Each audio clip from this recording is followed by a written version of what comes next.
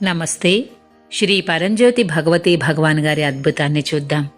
నేను ఒడిశాలోని భువనేశ్వరికి చెందిన సంజీతా కుమారీదేవిని.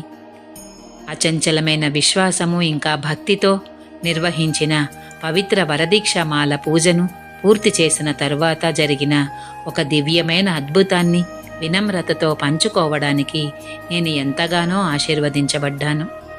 నా పెద్ద కుమార్తె అనన్య మిశ్రాకు ఇంగ్లీష్లో అసిస్టెంట్ ప్రొఫెసర్గా ఉద్యోగం లభించాలని హృదయపూర్వక సంకల్పంతో 2025లో నేను 21 రోజుల పూజను చేపట్టాను.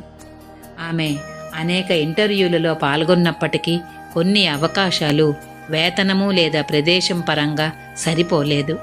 అయినప్పటికీ దైవీక సంకల్పానికి పూర్తిగా శరణాగతి చెంది నేను విశ్వాసంతో కొనసాగాను.